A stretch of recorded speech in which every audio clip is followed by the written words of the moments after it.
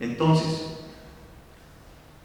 ¿qué es realmente lo que mete al público a una sala de cine? ¿Qué es lo que lleva a la gente al cine? ¿Son las estrellas? ¿Los directores? ¿Qué es?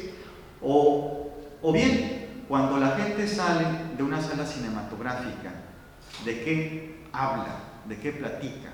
Me refiero al espectador promedio, ¿no? A ver, no está tan difícil la pregunta. ¿De qué habla la gente cuando sale de la sala de cine? De lo que se trató, de la historia, ¿no? El espectador promedio, eso es lo que le interesa. Sí, las estrellas ayudan, claro. Sí, interpretan personajes interesantes, que de nueva cuenta tiene que ver con la historia. ¿Sí? Entonces, ¿qué hace un buen guión? ¿Cómo podemos? Es muy fácil decir, no, pues es que tu guión debe de ser bueno para que la película funcione. Ajá, ok. ¿Y qué es un buen guión? ¿Qué características debe de tener? Hay toda una teoría.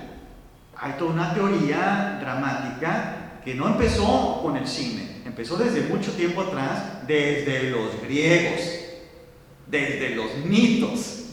Ahí está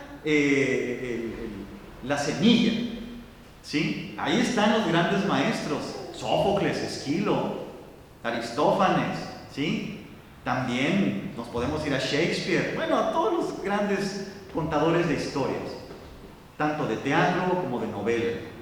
Y no porque el cine sea literatura, que no lo es, pero sí tiene algo en común con la novela y con el teatro, que es la necesidad y el gusto de contar historias. Historias que resulten poderosas, como dice Robert McKee, y que resulten honestas. ¿Cómo puedo yo como escritor contar una historia que resulte honesta? Pues a lo mejor debería de empezar por conocerme a mí mismo, ¿sí? Lo mismo que se le pide a un actor, ¿sí? ¿Qué es lo más importante para un actor o para un escritor de ficción? El conocerse a sí mismo y explorar también, ¿por qué no?, su lado oscuro. ¿Sí? Porque ahí es donde viven las buenas historias, las que van a ser más interesantes. Hay un director que me encanta y estoy seguro que a varios de ustedes también habrán visto algo del trabajo de David Lynch. Yeah. Director de Blue Velvet, Razorhead, Mulholland Drive, El Hombre Elefante. Bueno, todas sus películas son obras maestras, tal vez con la excepción de Dune. Bueno, también tiene lo suyo Dune. Pero bueno, David Lynch escribió un libro que te lo lees, pues no tan rápido porque son como haikus lo que tiene, ¿no? O sea, son páginas con reflexiones muy breves, pero que te da para reflexionar un buen rato. El libro se llama, se los voy a recomendar, Catching the Big Fish, atrapando al gran pez. E incluso en internet pueden, si le buscan, encontrar el audiolibro leído por el propio David Lynch. Menciono el título por lo siguiente, ya que estamos hablando del lado oscuro. En el libro, él habla sobre la idea, una especie de metáfora, sobre atrapar al gran pez. Él dice, los grandes peces, que son los que más valen, son como las buenas ideas. Tenemos que sumergirnos a lo profundo para atrapar al gran pez, porque es ahí donde los peces grandes viven, como las grandes ideas. Hay que echarnos un chapuzón hacia lo hondo, hacia lo profundo de nuestro ser, para encontrar lo que vale la pena ser contado. Sí, en la superficie vamos a ver un montón de pececitos, de colores, ¿no? Pero chiquitos, chiquitos, muy vistosos, eso sí, pero chiquitos. Eso es la superficie de la conciencia. Es en el inconsciente, es en lo más profundo, donde vamos a encontrar las historias que realmente valen la pena, que realmente son honestas. Y yo creo que un escritor debe buscar la manera de plasmar en sus historias el material de su inconsciente. Yo sé que suena raro, yo sé que suena así como ¿de cuál se fumó este? ¿No? Es decir, como si fuera algo de otro mundo. Las historias son magia. Las historias nos cambian, nos transforman. Hay un método de escritura que sirve para superar el writer's block, que se llama en inglés, o sea, el bloqueo creativo. Esto le pasa yo creo que a todos los escritores en algún momento de nuestra vida nos da el bloqueo creativo, el writer's block. ¿Cómo superar el writer's block? Pues hay un método, la escritura automática. Te sientas enfrente de la computadora o enfrente de tu escritorio, agarras tu pluma o agarras tu teclado y te pones a escribir sin parar y sin cuestionar lo que estás escribiendo, aunque sea basura lo que estás escribiendo. Escríbelo, sácalo de ti, sácalo de tu sistema, ¿sí? Porque muchas veces lo que nos impide progresar en el proceso creativo y en cualquier disciplina y en cualquier arte es el miedo. El miedo a confrontarnos a nosotros mismos, a confrontar nuestros demonios internos. Así les llamo yo, nuestros demonios internos.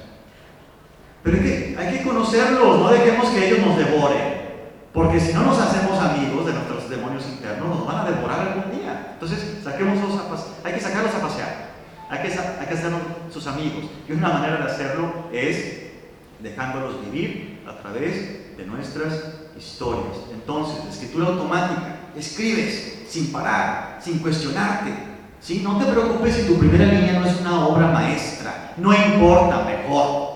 Necesitamos aprender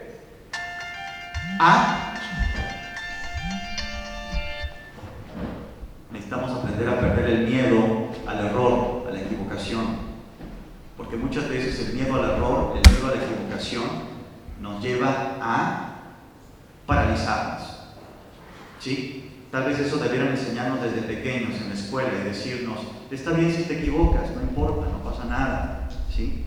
Entonces, si tú escribes una página entera, así, sacándolo todo lo que traes dentro, ¿sí? O como dice Tarantino, una vez en una entrevista dice Quentin Tarantino, yo cuando escribo diálogos, yo imagino que estoy escuchando al personaje y como si yo fuera un periodista, un reportero,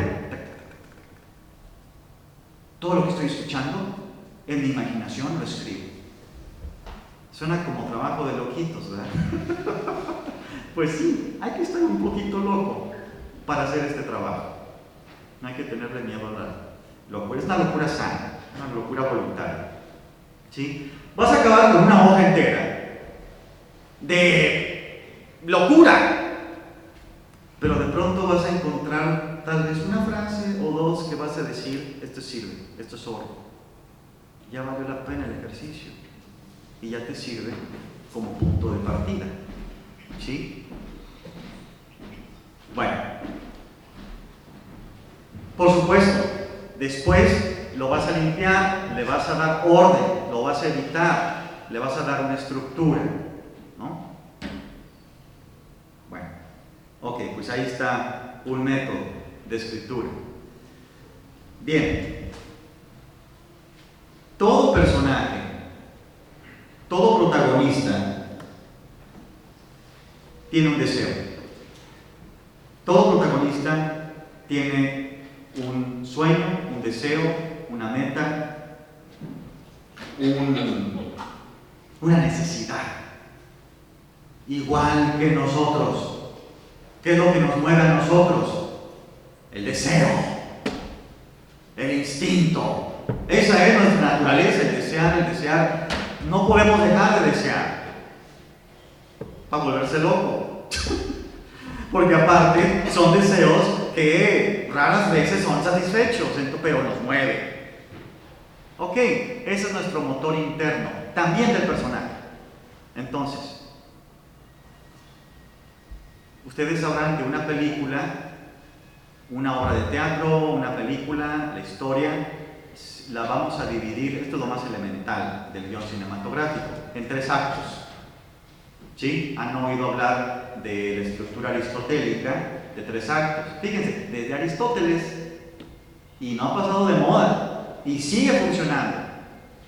La estructura de 3 actos, que es planteamiento, primer acto, donde vamos a plantear la situación, vamos a presentar al protagonista y vamos a ubicar cuál es su necesidad dramática. Importantísimo, porque eso es lo que lo va a empujar y a motivar, a impulsar para hacer el viaje a lo largo de la historia hasta llegar a un clímax. Pero bueno, planteamiento, desarrollo, que es la parte más difícil de escribir y la más larga también, ¿sí?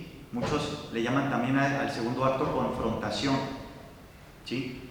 Porque es donde el personaje va a confrontar a sus adversarios, a sus antagonistas, que muchas veces no necesariamente tiene que ser un antagonista diferente, ajeno, sino que puede ser el mismo personaje, el mismo protagonista que tiene que confrontar y vencer sus propios demonios internos.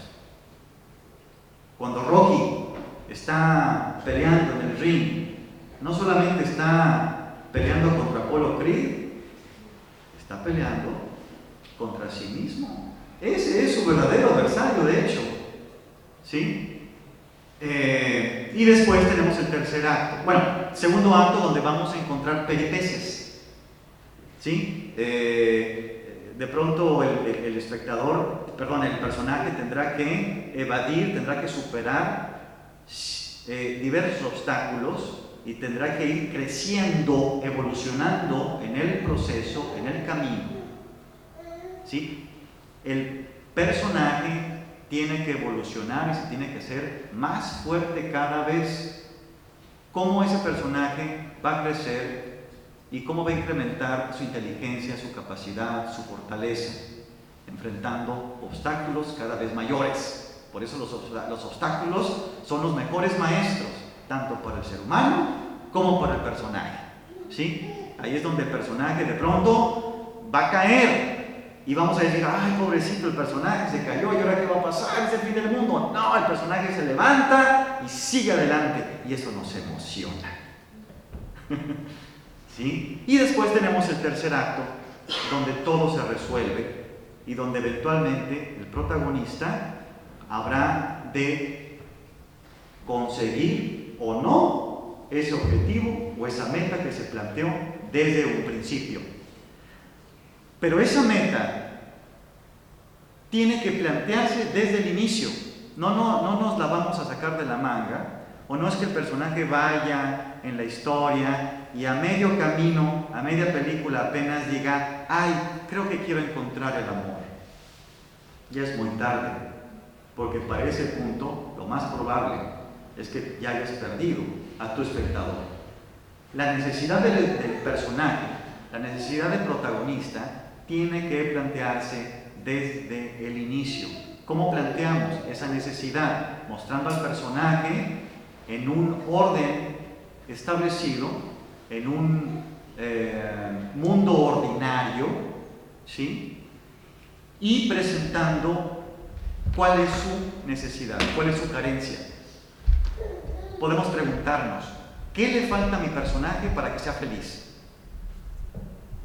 Y probablemente eso que le hace falta lo pueda encontrar al final de la historia o no, pero le tiene que costar, tiene que hacer sacrificios, tiene que hacer esfuerzos. Si no le cuesta, entonces no hay posibilidad de crecimiento, como la vida misma, ¿sí? ¿Y qué va a pasar? Que al final, cuando en ese clímax el personaje logre lo que tanto deseaba, nosotros mismos hasta vamos a sentir que hemos crecido junto con el personaje porque lo hemos acompañado en su viaje. Y seguramente les ha pasado que al final de una película hasta se sienten más despiertos o más inteligentes, más sabios, porque han atravesado el viaje del héroe, que es un gran tema, el viaje del héroe. Investiguen, hoy no tenemos el tiempo, pero investiguen por ahí a Joseph Campbell, Campbell como la sopa, Joseph Campbell. Hay videos en YouTube. Él habla acerca del viaje del héroe, que es un paradigma, un modelo de estructura dramática, narrativa, que vamos a encontrar no en una, no en dos, no en 10, no en 1000, no en 10,000, en todas las historias. Hay un héroe que hace un viaje, así sea hacia su interior. ¿Sí? Lo importante no es la meta, sino el viaje que nos lleva a esa meta. Y esto es lo que muchas veces aprendemos al final de una película, de una historia, junto con el personaje. Muchas veces el personaje se la pasa toda la historia tratando de superar obstáculos y de escalar hasta la cima para alcanzar la fama, la riqueza, el poder. Y al final resulta que no logró conseguir aquello que tanto deseaba, pero consigue algo mejor. No consiguió lo que deseaba, pero sí lo que necesitaba. Hay una diferencia entre lo que se desea y lo que se necesita, ¿no? Y la mayoría de las veces deseamos lo que no necesitamos y necesitamos lo que no deseamos. ¿Sí? Es decir, un personaje puede buscar la riqueza material y al final no la consigue, pero consigue algo mejor porque encuentra el amor, o se reencuentra con su familia, o hace las paces, se reconcilia con su padre o con sus hijos. Valió la pena el viaje. Lo importante es el viaje y no tanto la meta. ¿Sí? Bien, y qué bueno que somos seres insaciables, porque entonces pues no tendríamos historias emocionantes, ¿no? Necesitamos que haya un deseo que sirva de motor interno para impulsar al protagonista hacia el final.